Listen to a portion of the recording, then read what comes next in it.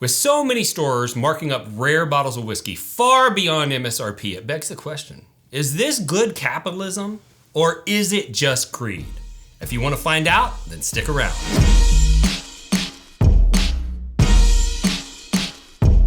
So before we get started, I'd love to thank all of our Patreon supporters. We could not be doing this without you. And I love to explain that we provide a lot of public services. If you've not watched this channel before, watch through to the end. We have a community, we have a suicide prevention nonprofit that we run.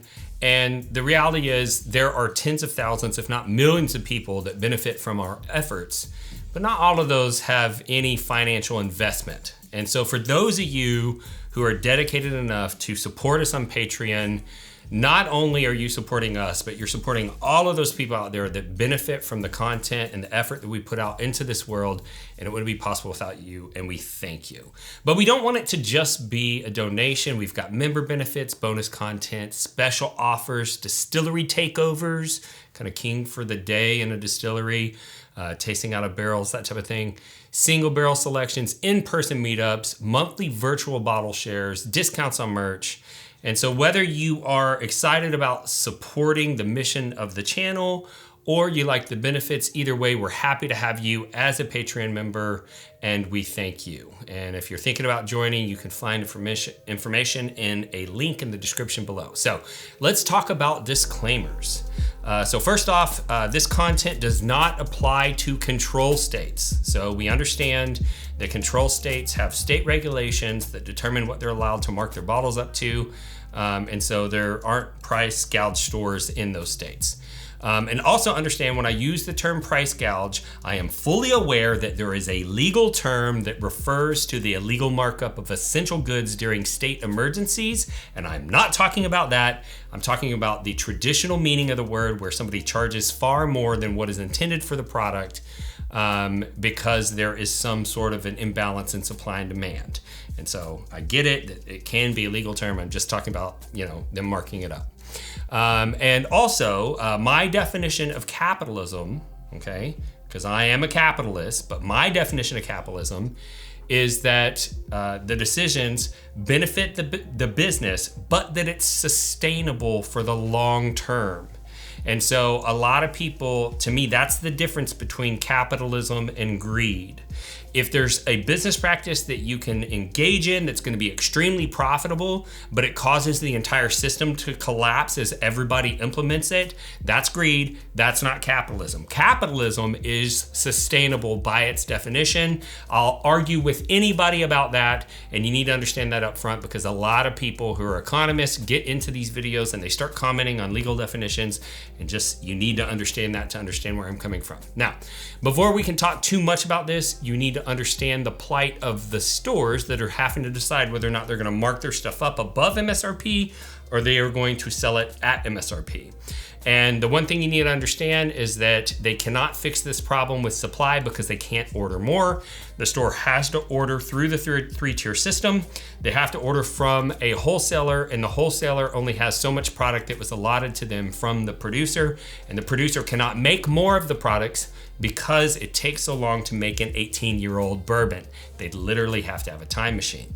You also need to understand that these stores are under tremendous pressure to buy products that they don't have customers for in exchange for the right to buy products that they do have customers for.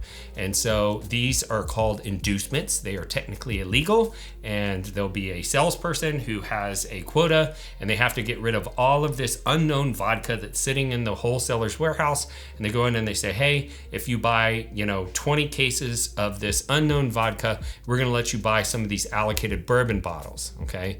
And the stores are under a lot of pressure to do that. And you also need to understand that the store can't get enough allocated bottles for them to actually cover their bills with it. A lot of people are like, hey, just, sell the bottle to me. You're going to make your money either way.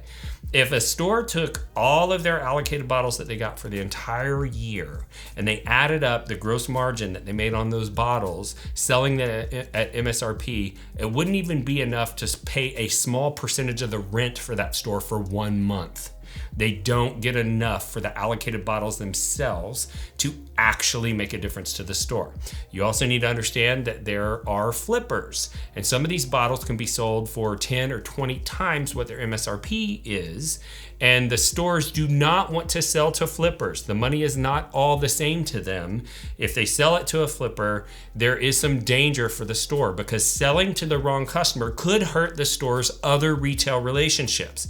There are no secrets in the whiskey world, and when you've been shopping at a store for a year and spending all the money that you spend on alcohol and other products that they sell at their store in hopes that they're going to sell you a special bottle when it comes in, and then you see a flipper has bought a bottle from that store, took a picture of the bottle and the receipt showing the store name and showing the store location and posted it for sale on a black market site, and you wanted to buy that bottle, you get upset and you stop shopping at that store. And you're not the only one. Often when something like that happens, an entire enthusiast community group will all find out at once, and they all stop shopping at the store. And so stop telling yourself that it's okay because the store makes the same money either way. The store actually doesn't care that much about the sale of the allocated bottle. The store cares tremendously about using those allocated bottles to foster relationships with people who are going to support the long-term profitable objective of the store. What's the name of one of the best craft whiskeys in the United States? Frey Ranch. What makes Frey Ranch worthy of that high praise? First off, they're one of the nation's only farm-to-glass distilleries. That means they grow everything on site that goes into the whiskey. Before the founders Colby and Ashley Frey even started distilling, they knew they were growing really high-quality grain on the farm and wanted a way to share it with the world. Having a passion for farming and spirits, they thought, what better way to showcase their grains than to make it into whiskey? Virtually every whiskey you've ever heard of, they can't say that. They even malt their own barley on site.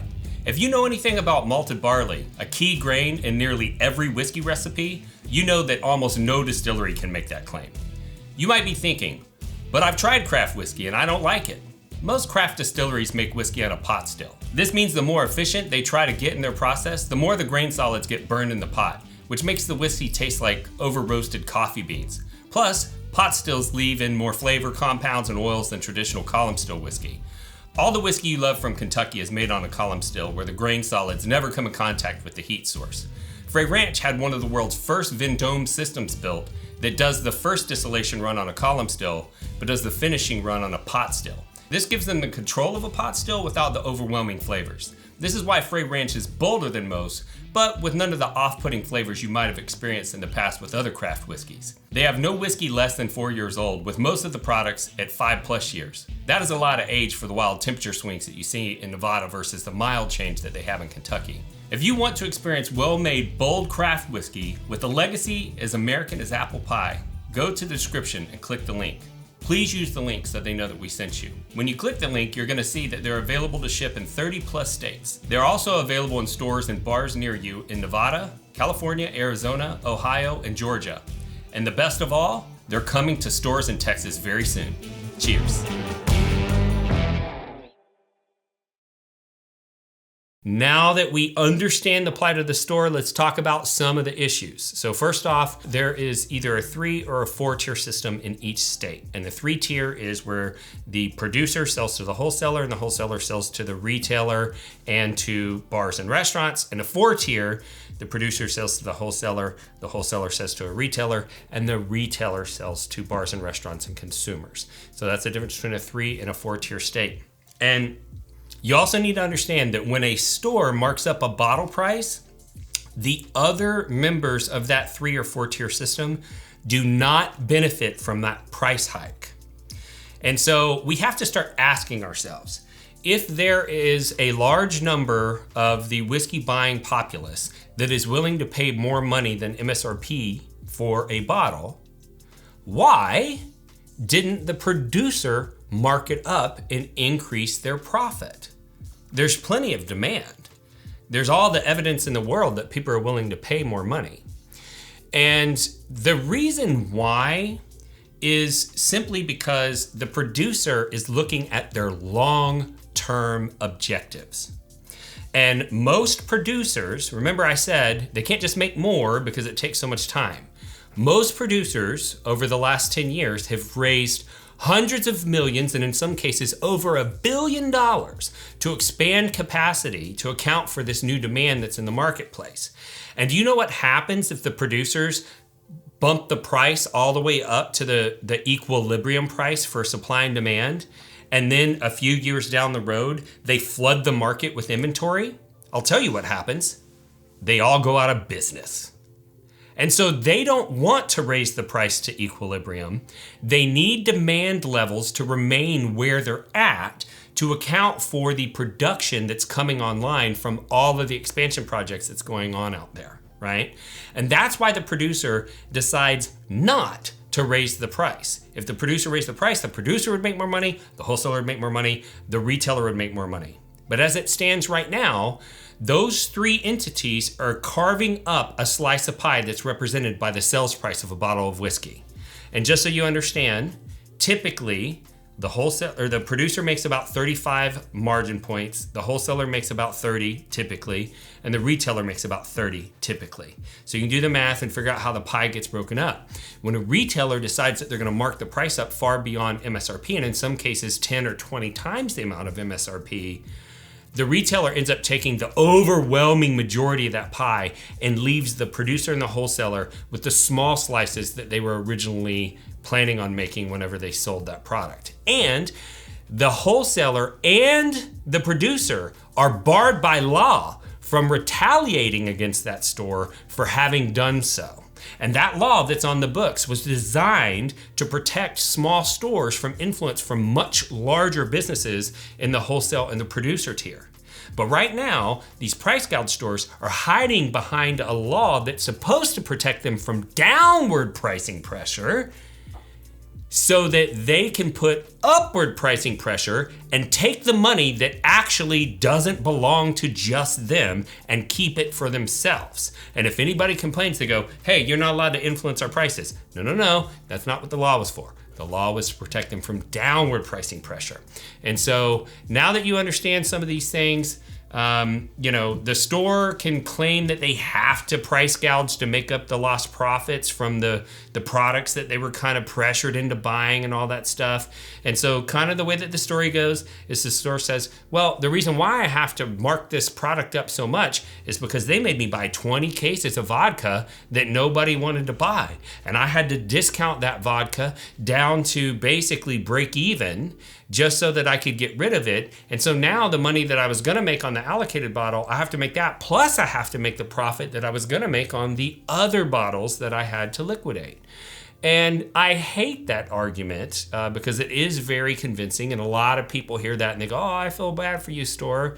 But just understand, the stores don't have to agree to these inducement offers. They're choosing to engage in this. And so what they're actually saying is that they wanted to do a bunch of work, participate in an illegal business practice, to come to the same level of profit that they would have if they had just said no. And what would be their motivation for doing it? So that they get these allocated bottles and piss off their customers by marking it up far beyond what it's supposed to be sold for? For what? Just so that the other store that actually has profitable business practices don't get a chance to sell that bottle? It doesn't make any sense. They could make the exact same money without taking on the bottles they don't have customers for to get bottles that they do have customers for that they're only gonna mark up. They could have avoided the whole thing and made the same amount of money. So, if they're going to do the work to get those allocated bottles, there are other ways that they could monetize those efforts. And the best practice, in my opinion, is not price gouging. So one of the ways, or some of the ways that stores will monetize these allocated bottles is through raffles. Okay, and in those instances, you get raffle tickets based on how much money you spend at the store, or if you buy special items from the store, like their single barrel selection, sometimes they'll give you extra raffle tickets, things like that. They can do bundles where they're making you one of their best customers, because when they sell you that allocated bottle, they are also selling you some non-allocated bottles that maybe aren't moving so well. right? And so you have to buy a package of bottles. And then there's point systems. And in the point systems, they keep track of how much money you spend at the store, and you can build up points and redeem those points to get access to certain levels of allocated bottles. And there's combinations of those things. Some stores do multiple things, but there are other ways where a store can honestly make sure that they're not selling their bottles to flippers. They're selling their bottles to their best customers, and it is still profitable for the store. So all of those methods work to increase profitability. But in my opinion, the most profitable thing that a store can do with their bottles is to use those bottles to build relationships with their regular customers. What does that look like? Well, you actually have to have somebody who is in the store an awful lot of the time. That person has got the authority to make decisions about who's going to buy their allocated bottles that they keep in the back. And they watch the customer behavior and how the customers interact with them and their staff and all that stuff. And they decide that they're going to sell the bottles to the people that mean the most to the store. And that creates loyalty. It creates an honest, legitimate business relationship. And you can reward that with these allocated bottles. And that is what I recommend stores to do with their allocated products. So, in conclusion, is it greed for the store to mark the products up? Well, it depends. In my opinion, if the store is aware of the damaging effect that their pricing is having on the company who actually produces the product, meaning they know that Buffalo Trace could have marked this, E.H. Taylor barrel proof single barrel up to whatever, maybe say it's $450, but it's actually on the shelves for $79, right? So they know that they could have marked it up, but they decided not to. And the store marks it up to $450 and sells it. And they keep all of the money that they would have made at $79 plus all the money between $79 and $450. And they know that that consumer who buys that product now has the expectation that this is a $450 bottle. So that 6 years from now, when this product starts to become more readily available because Buffalo Trace just spent $1.3 billion increasing their capacity, and this is about a 6 to 8 year product, so soon there's going to be more of this available. And the store knows, hey, I'm going to go ahead and take these profits right now, and I know that it's going to do damage to this other company's brand, but I don't care because I'm going to take this personal short-term gain, even though I know that it's not sustainable, and if everybody did it, it would cause the whole system to collapse. That is greed, in my opinion. That is for sure greed. And the other thing that I like to point out in this is that let's say that you met a person, and that person is willing to sell themselves to the highest bidder, despite the negative impact that it has on society as a whole. What would you call that person? You call that person a prostitute. And in my opinion, these price gouge stores who are too lazy to do the work to actually get into a real business relationship with their customers and figure out who are the people that support their long-term objectives and reward that behavior with access to these bottles at a reasonable price. And instead, just say, hey, who's willing to give me the most money? I'll sell this bottle to you, even though it's upsetting to my regular customers that I'm doing this. That is a form of business prostitution, and I do not support it. And so, in conclusion, is price gouging capitalism or greed? It's greed. Period, point blank. There are other options that that store could pick, and they're choosing not to. And if you were to listen to me, you would not spend any money at all on anything at any store who marks their bottles up that much above MSRP. Because if everybody started doing it, we would start losing bourbon brands left and right when this capacity comes online. So if this is your first time watching the show, I'd love to tell you a little bit about our philosophy. We are all about bringing people together around bourbon. And that's something that's super important to me because I did lose my loved one to suicide in 2014. And that made me realize that my brother, Sean, was feeling disconnected from his social network that normally shows support. And I wanted to find a way to build connections between individuals. And I started noticing how bourbon had a tendency to bring people together, even people who had different ideological views who would normally not engage with each other in life because they think that they disagree. And I found that you give somebody whiskey, you sit down, you talk about what really matters, life, goals, things like that. We have a lot in common. And I thought maybe I could get you connected to whiskey. And whiskey's going to do the rest and get you connected to others so you don't feel alone the way that my brother did. But along that journey and looking for community and connection, I did look into the whiskey enthusiast world, and I discovered kind of the underbelly, and that's the whiskey trolls. And those are individuals that show a lot of hate online, typically with the purpose of making themselves feel important at the expense of others. And that encouraged us to start Bourbon Real Talk Community, which is a troll-free whiskey environment where people can interact, and it's happening. It's happening, people. I mean, if you get into Bourbon Real Talk Community, you're going to find that individuals are connecting with one another. They're making online and in-person friendships. There's a lot of generosity in there, a lot of sharing, and people sharing their lives together the way that you would expect in a true community. But I also learned from those trolls that if they can be hateful online, I can show love online. And that's why I end every podcast the same way, and that's this. If you woke up this morning and you were unsure whether or not anyone loved you, just know that I love you. And I'll see you next time on Bourbon Real Talk.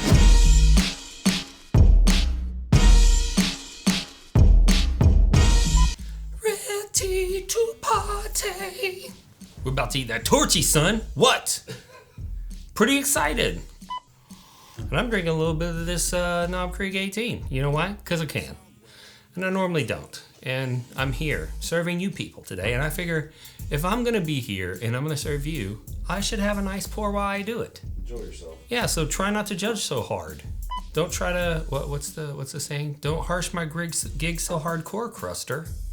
Yeah, it's Pauly Shore from Encino Man when he's talking to his best friend's parents where he's eating dinner at their house again. And he's like, well, it'd be nice if you ate at your house sometime.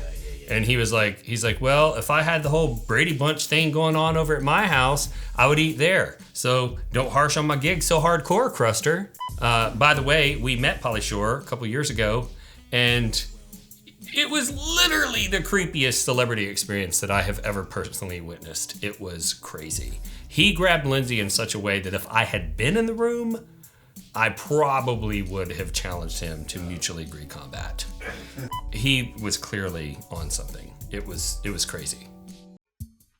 I knew I was a bigger Bourbon Real Talk fan than you. How do you know that? Well, because I don't just use a prideful goat, Glenn. I got an official Bourbon Real Talk tumbler. Oh, yeah? Yeah. Well, I got this Bourbon Real Talk lanyard to carry my whiskey glass in. Oh, well, speaking of whiskey glasses, do you have one of these? No, I don't. Rocks glass. Oh, yeah? Yep, official. Well, I love my wife, and I bought her this official whiskey wife flask from Bourbon Real Talk. Well, that's cute and everything, but I got my wife one of these. Oh, yeah? Yeah. Well, You can just add your own liquor, and it's an actual cocktail right there in a jar. Me and my wife like to make cocktails, so we got this simple syrup off the website. Oh, do you? Yeah. Okay. Well, do you and your wife have one of these? This is an official sticker. You can only get these on the website.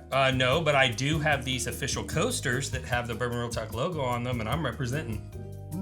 Well, while you're representing those little coasters of yours, I've got an aroma kit. Do you? Yeah, so I can smell literally everything in bourbon. Everything. Well, I don't have that, but I do have this sample box that I keep all my samples in because I'm part of the community and I share samples. Yeah, but do you have Glen toppers that are officially Bourbon Real Talk? I don't have that, but I do have this large whiskey carrying case for my glasses so that I don't break them. See, I knew you had that. That's why I have this, the smaller version, okay? It packs more easily into your suitcase. Don't have to mess with that big old thing, okay? Suitcase, that's for lamos. Check this thing out. I have a Bourbon Real Talk bottle carrying bag. You can't beat that. I don't know if I can because... And on top of that, I have a Bourbon Real Talk t-shirt. I'm the bigger fan. Oh, I can beat that. Is it extra schmedium? No, I don't have an extra medium. Ha! Extra schmedium. You might be the bigger fan. You win. I knew it. So whether you're a Bourbon Real Talk superfan or simply looking for quality whiskey swag, head over to bourbonrealtalk.com today.